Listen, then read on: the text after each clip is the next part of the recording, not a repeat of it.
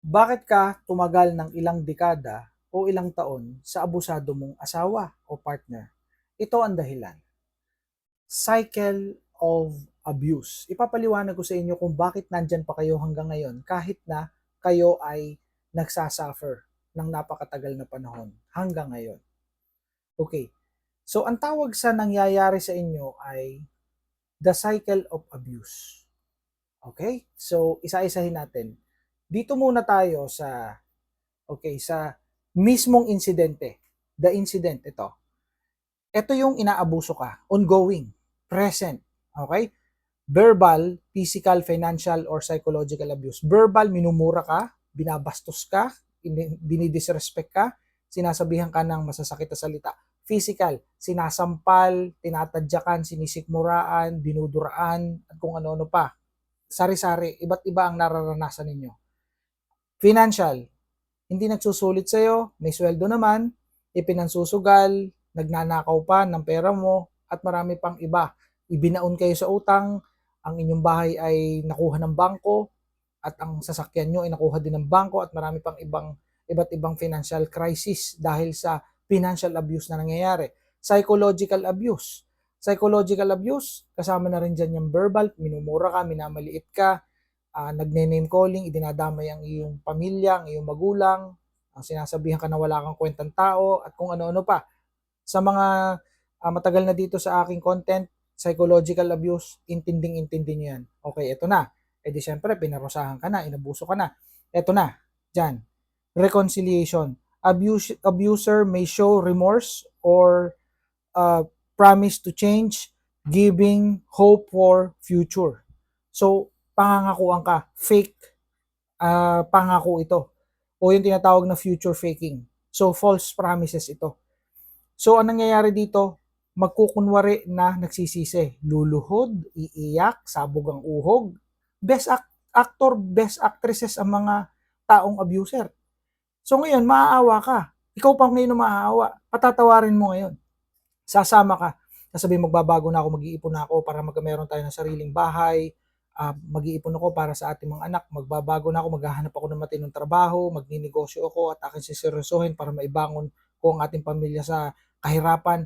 Napakaraming mga pangako, mga false promises. So, eto na, reconciliation. Sasama ka uli. Halimbawa, umuwi ka sa inyo, sa magulang mo, no? Isang linggo ka na doon, susunduin ka, sasama ka naman kasi nga iiyakan ka.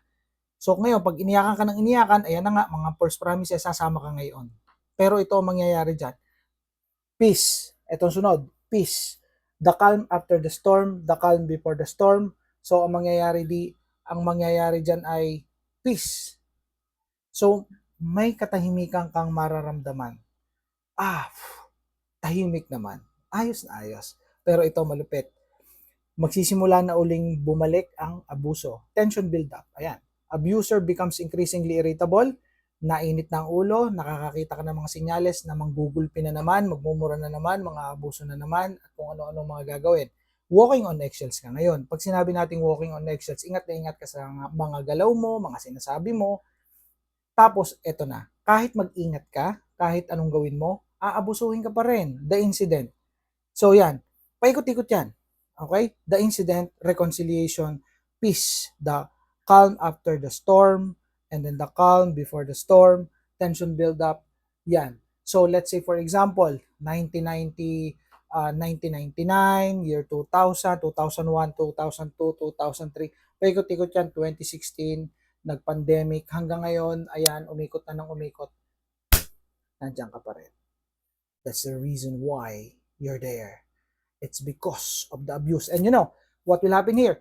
Dito nabubuo ang tinatawag na trauma bonding. Yang nangyayaring yan, trauma bonding yan. Bakit? Bakit nagkaka-trauma bonding? Makikita nyo rito sa diagram na to. Okay, eto, nighttime to. The incident. Di ba? Pain yan. Pain. Tama, mali. Pain. Pagdurusa yan. Pero ito, peace. Di ba? Yan, peace. So, ibig sabihin, itong dalawang to, ayan, yan dalawang yan. Yang the incident, yung abuso, peace. Abuso, peace. Abuso, peace. Nagkikreate yan ng trauma bonding sa utak natin, sa brain natin. That's the reason why there's trauma bonding. That's the reason why kahit na umalis ka, babalik ka pa rin. Kahit na hiniwalayan mo, babalik ka pa rin para kang yoyo, para kang lastiko. It's because of that. You see? The cycle of abuse. See you in my next content. Bye for now. Bye for now.